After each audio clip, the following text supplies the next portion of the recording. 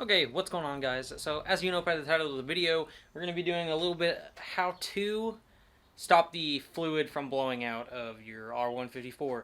But I kind of want to throw this at the beginning of the video because I know people want to know about this kind of thing, and I did make a couple of these in the past, but I didn't do it the exact right way.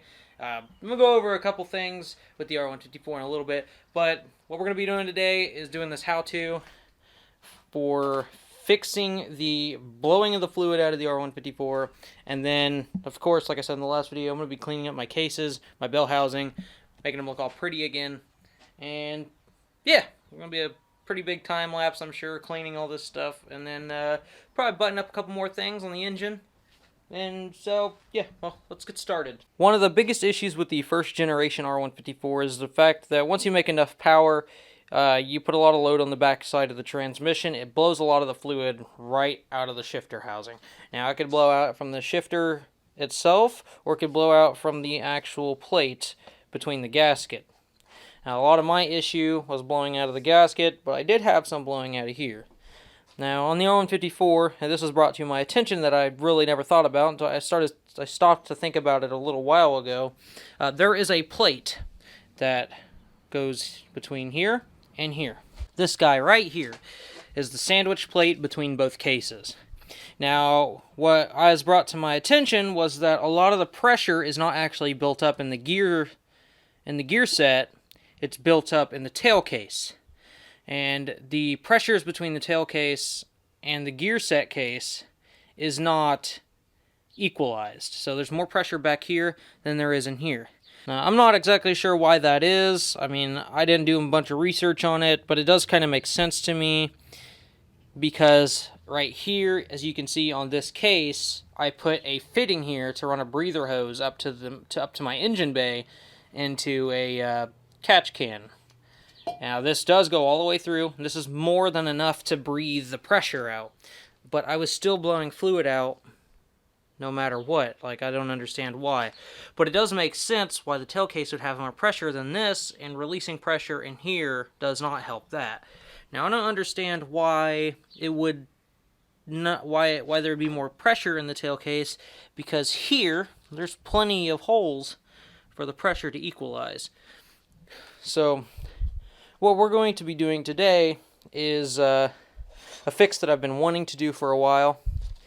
Now, right here, we got a rear axle pressure relief. Now, this is a 1/8 inch NPT that you can screw into your shifter housing here. I got a couple different ones. This one here, I believe, does a little bit more. But I'm going to be putting a couple in here. I'm probably going to put 3 in here. And then I'm thinking about maybe putting some in there. Now, it all just depends. I might only put 3 in here, and then we'll go see how it works in the car when everything is going good. But, yeah, that's going to be the fix. Now, I know for a fact that it does work because these are designed to allow air to pass through and not the fluid. And I did test that inside. I actually put water in one of these, and then water did not seep through at all. And it's kind of weird. I don't understand how they work. Doesn't really make any sense to me. But they do what they're supposed to do. Differentials build a lot of pressure, and they don't leak out of here. So it's going to be the fix. One of the biggest advantages I'm gonna say is with one of my older fixes, as you guys know, inside the actual housing here, I had stuffed a sponge, an automotive sponge. Let's see here. This was one end of the sponge that I had here, but I had stuffed it in here, and it was a pretty large chunk. It was way bigger than this. It was way bigger than that one, and I actually had it stuffed in here too. And now the fix for that wasn't a real fix. Technically, what it was supposed to do is let air pass through the sponge, and then pressure would still build up and not really go anywhere. And hopefully, while you're pulling or doing your 3rd gear, 4th gear pull or whatever, the fluid would not pass through. So what the fix for this would be was that pressure will always be releasing from the shifter housing itself, so pressure can't build up. So if pressure can't build up, fluid can't be shot up to the top here, and things can't expand. So that is the plan for the fix here. So for those of you wanting to know part numbers on these, you can pick them up at Speedway Motors. It's kind of weird. It took me a long time to find these, and you have to search breather nozzle. It's a breather nozzle for a rear axle, and it should come up as what I showed you. So yes, make sure you're searching it correct, and I suggest going to Speedway Motors. They're really, really cheap from there. You can just get a handful of them for like 20 bucks. So yeah, that's what I recommend. Clear enough for you guys to be able to see, hopefully. Well, it's an 1/8 inch 27 NPT. So thread tap here. And the drill bit. Now you guys probably can't see this one. It's a 21 by 64 drill bit. So if you guys have never done this, I'm going to show you guys how to do it. Hopefully if you guys are watching this, you've done this before. It's a pretty simple procedure. You do not start out with a drill bit this big. It's pretty much common sense. You'll wear the bit out a lot faster. Start out with a smaller bit. Alright, as you guys can see, they're totally not straight. They're not even correct. Don't worry. It doesn't matter. Alright, so next step of the game is you're going to take this guy right here, and you are actually just going to, right where your hole was, you're going to find, you might have a tool with this, maybe you do, maybe you don't. It's going to find a wrench or something that you can put on the end of this. I'm just going to use an adjustable wrench. Not a big deal, doesn't really matter. You're going to get your wrench on here, and you're just going to slowly turn it forward and back, and that will cut your threads. If it's easy enough, you can just twist her all the way in. There's not much of metal here, so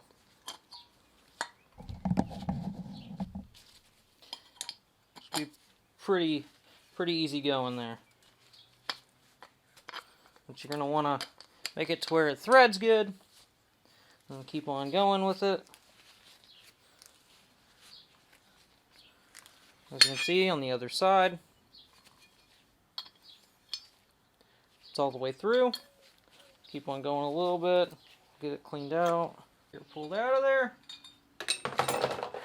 And there you are. You can see right in there, it's now got threads. This guy right here should thread right in, no problems. And it does. And since this is tapered thread, metal on metal will seal. So you're just going to do that with the other ones, same exact way. There we go. It's obviously not straight, but you know it's going to do exactly what it's supposed to do. Make sure you clean up all the metal and the burrs and stuff inside here. They won't be too bad, but you know, got to be safe. And there it is, nice and beautiful. It's going to do exactly what it's designed to do. Hopefully everything will go as planned and it will not blow any fluid out. This is the correct fix, is what I've seen. I've never actually got in touch with anybody that's done it, but I've seen that this is done, and logically this makes sense.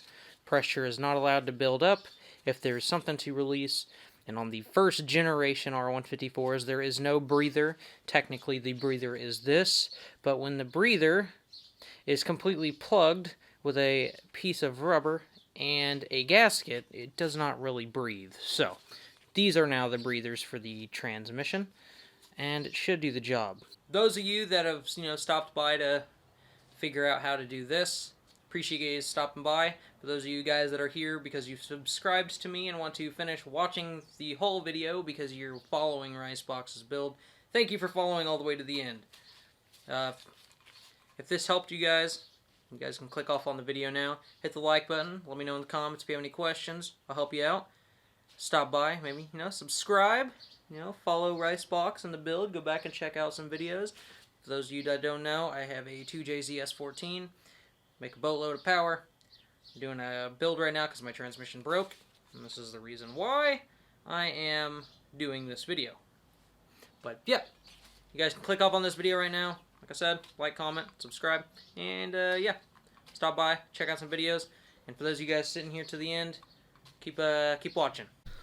Next step, we gotta super clean that thing.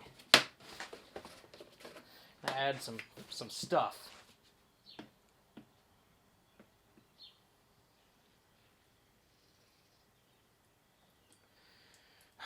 Man, there's so many bubbles, dude.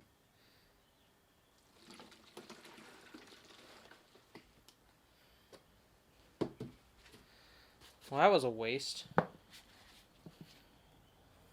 just dumped all the water back in there. Dagnabbit. Mess. Oh my god, can we stop? Okay.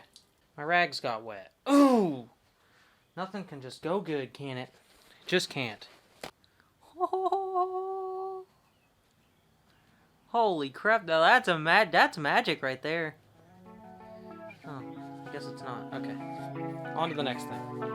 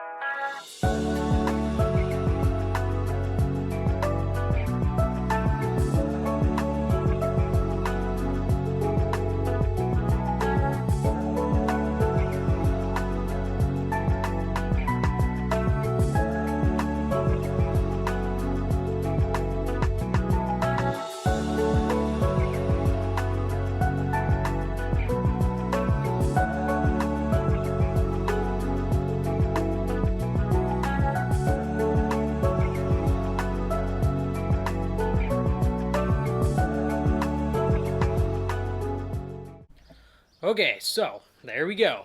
That's all my cases here. They are nice and clean.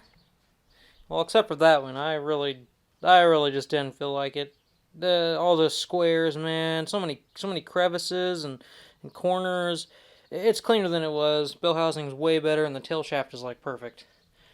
Made a hell of a mess. I got splatter all over my arm. That's okay. That's okay. I think I'm just about out of space. So I think this is just going to be a standalone video for my transmission alone. Cleaning, the how-to, stop your fluid from being blown out of the tail housing. And yeah, that's about it. Thank you guys who decided to stick around to the end of this video. I do appreciate it a lot. Just trying to get everything all rounded up and finished. Gotta finish running my harness for my my bay. Put my other fender on. Do a couple more things to my engine, and we should be good to go. So long as my transmission stuff comes, and yeah. But anyways, guys, that's going to be it for this video. Thanks for sticking around watching. Like, comment, subscribe. I'll catch you guys in the next one. Later.